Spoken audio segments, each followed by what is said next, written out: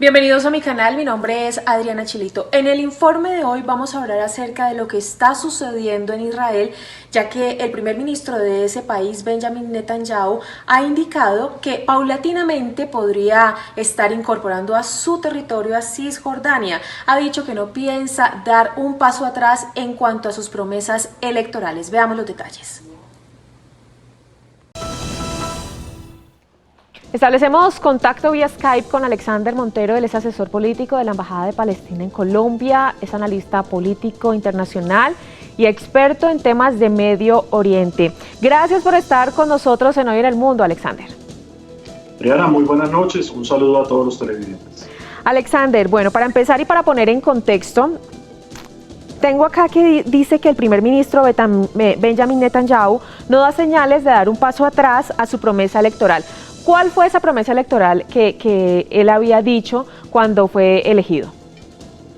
Bueno, justamente el contexto de la elección de Netanyahu fue bastante complicada porque todos recordamos las elecciones se tuvieron que repetir en cuando menos 3 ocasiones en Israel para intentar organizar un gobierno que finalmente tuvo que ser de unidad nacional. Esto quiere decir que Netanyahu nunca logró una mayoría decisiva que le permitiera a él tener gobierno. También en estos momentos la Corte Suprema israelí sigue una investigación en contra de Netanyahu por corrupción y tráfico de influencias y él necesitaba desesperadamente una especie de blindaje político, volver a ocupar el cargo de primer ministro y tener este blindaje político. Con estos dos elementos saca debajo de la manga la propuesta de anexar más territorio palestino para Israel, intentando ganar el apoyo de los más conservadores dentro de Israel, las posiciones más extremas, y poder captar ese apoyo popular que necesitaba para poder concretar entonces este gobierno. Este oxígeno también se lo ofrece Estados Unidos con la propuesta de paz, entre comillas, paz de Donald Trump, donde abre la posibilidad justamente para que Washington apoyara y acompañara esta idea bastante bizarra de anexar suelo palestino. Bueno, eso quiere decir entonces que realmente Palestina, ¿cuánto poder tiene sobre su territorio realmente?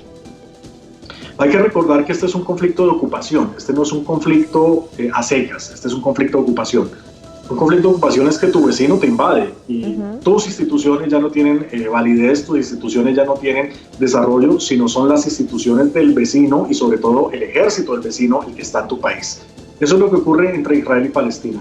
Por lo tanto, realmente el margen de maniobra en las instituciones palestinas, sobre todo en la policía, por ejemplo, en Palestina es bastante limitado. Quien pone la norma, quien define la vida de los palestinos es el ejército israelí. Y en este caso, el mismo Israel utiliza una herramienta muy interesante, ilegal desde el punto de vista del derecho internacional, y es enviar colonos a que habiten en suelo palestino o en casas de palestinas. De tal manera que Palestina ya ni siquiera es el 22% de lo que antes era todo su territorio, sino ese 22% está lleno de agujeros. Estas son las colonias israelíes que constituyen con claridad un crimen de guerra y por eso la Corte Penal Internacional está investigando a Israel. Y parte de estas colonias, junto con toda la frontera con Jordania, es lo que pretende en este momento anexar el gobierno israelí. Tengo acá que dice que Netanyahu hizo coalición con el líder opositor Benny Gantz, que es la facción más radical contra el proyecto de los estados para compartir el poder por 3 años. ¿Cómo es esta relación entre estos dos personajes y esta confabulación que llevaron a cabo? Bueno, hay que explicar un poco el tema de la opción de 2 estados o de un estado. La comunidad internacional durante varias décadas ha propuesto que la solución al conflicto, a la ocupación de Israel sobre Palestina es 2 estados, que Israel viva en su territorio, que retire sus soldados de Palestina, que retire sus colonos de Palestina y que viva dentro de lo que es Israel. Así también Palestina vive dentro de Palestina, cada uno en fronteras seguras e internacionalmente reconocido por toda la comunidad internacional. Pero ¿cuál es el problema de la solución de 2 estados? Que las acciones de Israel de llevar colonos y sembrarlos en Palestina, o las acciones de Israel de anexar esta tierra palestina, este 30%, pues sin duda alguna elimina la opción de los 2 estados. Por otro lado, la opción de un Estado es que dentro de una sola entidad estatal, llámese Israel o Palestina, como sea, convivan en igualdad de derechos tanto israelíes como palestinos. Y esto no va a ocurrir. El mismo Israel se autodefinió de una manera bastante particular como un Estado exclusivamente judío, por lo tanto negaría la posibilidad de tener dentro de Israel a los mismos palestinos. Entonces Israel niega la posibilidad de dos Estados y de un Estado. En consecuencia aquí la pregunta es ¿qué quiere Israel? Ahora, con el general Benny Gantz ocurre algo interesante, que es que él representa de cierta manera a esa posición centro-derecha, yo no me atrevería a decir de centro-izquierda. En Israel a Benny Gantz lo acusan de izquierdista, pero no creo que sea una posición argumentada, toda vez que fue, entre otras cosas, el comandante militar que lideró las operaciones de Israel contra Gaza, al menos las más recientes, el que se encargó de arrasar Gaza y de dejarla en cenizas. Entonces, aquí tenemos quien lidera las operaciones militares contra Gaza en el 2014 y quien ordena esa operación, que en este caso es Netanyahu. Estamos frente a un gobierno israelí bastante radical y que no tiene mayor interés en resolver conflictos desde el punto de vista de los dos estados y tampoco desde un solo estado. La ONU ha calificado de ilegal este proyecto de Israel de anexión a Cisjordania. ¿Y qué hace la ONU entonces ante esta situación pues tan crítica para los palestinos? Esa es también la pregunta del millón, ¿no? Perfectamente cualquier otro conflicto ya hubiera implicado que la ONU enviara cascos azules para proteger sobre todo a la población civil e impedir que las partes se agredan. En este caso, sobre todo, que el ocupante desarrolle una política de ocupación bastante agresiva contra la población local. Pero no ha ocurrido y estamos lejos que ocurra. Las Naciones Unidas no va a enviar cascos azules, así como ha sacado decenas y decenas y decenas de resoluciones, sobre todo del Consejo de Seguridad, que se incumplen, y aquí hay que ser claro, quien hace parte de las Naciones Unidas es Israel, y en consecuencia quien está incumpliendo esas resoluciones del Consejo de Seguridad pues es Israel. Hay 89 resoluciones que no se cumplen. Por lo tanto, queda claro que las Naciones Unidas y el derecho internacional siempre le van a hacer esa exigencia a Israel, que cumpla el derecho, que cumpla la norma, pero más allá está realmente bastante limitada la acción de las Naciones Unidas. El presidente de Palestina hizo referencia al acuerdo del siglo que fue presentado a comienzos de año por el presidente de Estados Unidos, Donald Trump, y que comenzó a desarrollarse en el año 2017. Él ha dicho y afirmó ante la ONU que es un trato entre Estados Unidos e Israel para liquidar la causa palestina.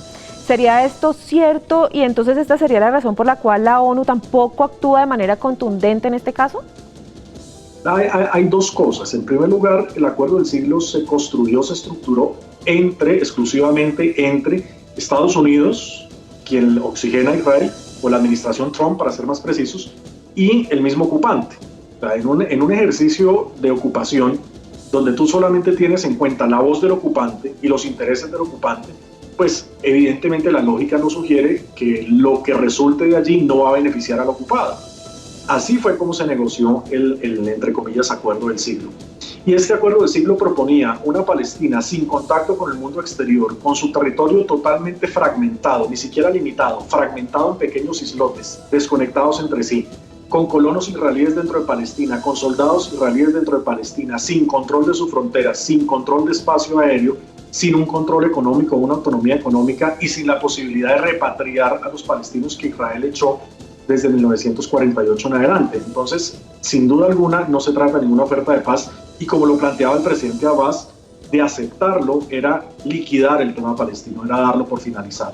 A esto hay que agregar un ingrediente muy importante y es la causa por la cual la comunidad internacional rechaza la posición israelí de anexar suelo palestino.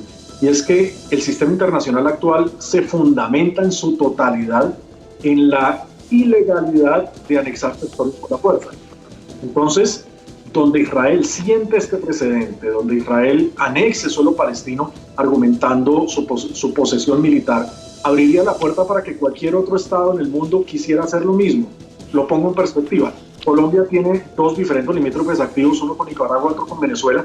Cualquiera de los dos, tanto Nicaragua como Venezuela, pudiera argumentar lo mismo de Israel, quitar el territorio por la fuerza y sencillamente dejar que sean las armas las que resuelvan la disputa. Y sin duda alguna, esto no es lo que se quiere el sistema internacional. No queremos un sistema internacional barbárico, no queremos más Napoleones, no queremos más Hitlers que hagan justamente anexiones por la fuerza e invasiones territoriales. Es decir, que con esta actuación, rápidamente respóndeme esto, con esta actuación, con esto que está sucediendo entre Israel y Cisjordania y también Estados Unidos, en ese orden de ideas, Colombia también tendría que preocuparse. Todo el mundo, todo el sistema internacional, porque se abre la puerta a que cualquiera diga: yo quiero un pedazo de tu territorio y voy y te lo quito, y si no te gustó, defiéndete con las armas. Eso es lo que está haciendo Israel justamente en este momento. Por eso el rechazo de la comunidad internacional en pleno, incluyendo Naciones Unidas, la Unión Europea, Vaticano y cualquier otro estado. Bien, pues es Alexander Montero, él es asesor político de la Embajada de Palestina en Colombia, es analista político internacional y experto en temas de Medio Oriente. Alexander, gracias por estar con nosotros en Hoy en el Mundo. A ti, un saludo a todos los televidentes. Gracias, justamente a nuestros televidentes. Bien, establecemos entonces contacto vía Skype con Marcos Pekel, él es catedrático y director de la comunidad judía en Colombia. Señor Marcos, gracias por estar con nosotros en Hoy en el Mundo. Muy buenas noches, buenos días, buenas noches a toda la audiencia de Cable Noticias, gracias por la invitación. Bueno, ustedes nos contactaron porque consideraron también importante entregar otra versión acerca del tema que ayer abordamos con nuestro analista Alexander Montero. ¿Qué es lo que ustedes tienen para decir? ¿Cuál es la versión? Es que no es un tema de versiones, sino un tema de hechos. Y los hechos son, primero que todo, no ha habido anexión, entonces uno no puede referirse a algo que no ha ocurrido. Y como no ha ocurrido, no sabemos si va a ocurrir y no sabemos exactamente qué es lo que va a ocurrir. Por lo tanto, es importante acá centrarse en los hechos. Yo no vengo acá a presentar ninguna versión, sino los hechos reales en el terreno, que hay rumores, que hay políticas, pero la verdad es que en este momento no hay ninguna anexión. El gobierno de Israel está también enfrentando el tema del coronavirus como todos los países del mundo. Y ya una vez, si en algún momento se da un paso, hay que ver qué es exactamente, qué territorio incluye, por qué se da, bajo qué contexto y bajo qué aspecto jurídico. Es que es muy fácil especular sobre cosas que no han pasado. Bueno, no son especulaciones porque es información que nosotros hemos obtenido y no es algo que nos estemos inventando, es algo que está sucediendo. No ha pasado, pero esos serían los planes de acuerdo a todas las declaraciones que han entregado los políticos y el primer ministro Benjamin Netanyahu, como nosotros ya lo veíamos en la nota. Entonces, para que usted no diga que estas son especulaciones que nosotros estamos diciendo, entonces explíquenos usted bien de qué se trata, qué es Cisjordania y cuáles entonces serían los planes y las posibilidades y lo que pretende hacer el primer ministro israelí. Estamos hablando de un tema político. El conflicto palestino-israelí es un conflicto político y no es un conflicto jurídico. La comunidad internacional desde hace mucho tiempo ha aceptado la solución de dos estados como solución al conflicto. La solución de dos estados estuvo muy cerca de lograrse en el año 2000 como una culminación del proceso de paz de Oslo y sin embargo en aquel año, cuando el presidente Clinton presentó un proyecto de paz donde se establecía la creación de un Estado palestino independiente en Cisjordania y en Gaza, Yasser Arafat simplemente rechazó la propuesta y luego vinieron los señores de Hamas que ustedes mencionaron en la nota y con los terroristas suicidas acabaron con la posibilidad de lograr la paz. Luego vinieron otros intentos de lograr la paz sobre los mismos parámetros. Esos parámetros incluyen un intercambio territorial que tiene que ver con algún territorio de Cisjordania a cambio de un territorio de Israel para los palestinos. Sin embargo, los palestinos, la negativa palestina viene desde la misma resolución de partición de 1947, cuando le dijeron que no, y decir no, y no, y no, y no siempre, y luego salir a reclamar, después de que han dicho no varias veces, pues es lo que ellos están haciendo. En este momento hay un plan de paz de Trump. No es una imposición, es invitar a las partes a sentarse a negociar. Israel aceptó negociar sobre el plan de paz de Trump. Los palestinos no solo dijeron que no, sino un año antes de que Trump presentara su plan de paz, ya se habían negado incluso a negociar con la delegación americana. Entonces lo que estamos hablando acá no es un tema jurídico, sino un tema político y una falta de voluntad política de los palestinos de sentarse a negociar con Israel la paz que dé origen a un Estado palestino al lado de Israel, que eso es lo que todos queremos. Es decir, que usted me está diciendo que, bueno, esto se plantea por la falta de cooperación por parte de Palestina para sentarse a negociar. Entonces, la falta de ellos, de querer ellos sentarse a negociar, ¿le daría el aval entonces a Israel para ocupar parte de Cisjordania? Israel está en este momento en Cisjordania con los acuerdos de Oslo firmados por los palestinos. Está dividido en 3 zonas, una zona A, una zona B y una zona C. Eso es un plan de paz que los palestinos firmaron. Cada zona tiene una estructura jurídica y administrativa diferente. En la zona A están las grandes ciudades palestinas, en la zona B ciudades más pequeñas y la zona C es una zona que es despoblada. Esa es la realidad actual, esa es la realidad que surgió de un acuerdo de paz, esa realidad surgió de las partes haber firmado los acuerdos de Oslo en 1993 y esa es la realidad actual y eso hasta ahora no ha cambiado desde entonces. Y como digo, de darse algún paso por el gobierno de Israel, pues habrá que ver qué exactamente es, qué territorio se incluye, porque parte de los territorios de Cisjordania que podrían en algún momento ser parte de este hecho de Israel, ya ha sido aceptado en la comunidad internacional, lo que se conoce como intercambio territorial. La misma Liga Árabe, en su cumbre del 2013 en Qatar, aceptó el principio del intercambio territorial. Incluso el presidente palestino Mahmoud Abbas hace 2 días dijo que él estaba dispuesto a negociar sobre eso. Por lo tanto, lo que hay que hacer es sentarse a negociar un problema que es político y no es jurídico. Si vamos a hacer el análisis jurídico, acá podemos pasarnos días y años y no se va a avanzar. Solo se avanza cuando haya voluntad política de negociar para que haya 2 estados, uno al lado del otro, conviviendo en paz y seguridad. ¿Y por qué no ha habido voluntad política?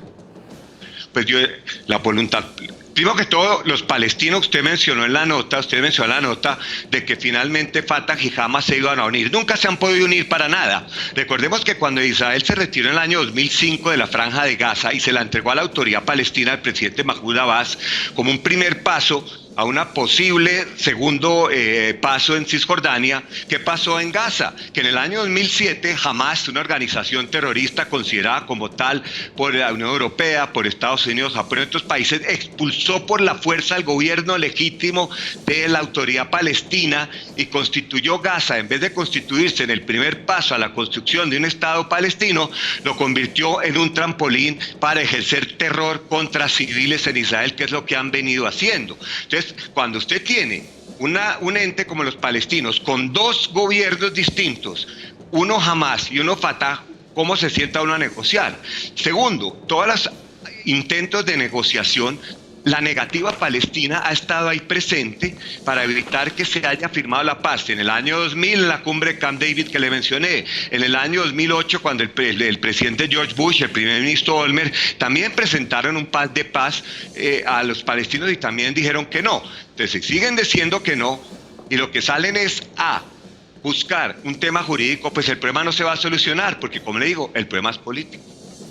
La alta comisionada de la Organización de Naciones Unidas para los Derechos Humanos, Michelle Bachelet, exigió a Israel retroceder en sus planes de adjudicarse territorios palestinos y lo calificó como una acción ilegal. ¿Qué dicen entonces ustedes acerca de esto, acerca de lo que ha indicado Michelle Bachelet? Bueno, yo no sé ustedes, yo le puedo decir lo que digo yo. Michelle Bachelet tiene un récord bastante sesgado en el tema de defensa de los derechos humanos.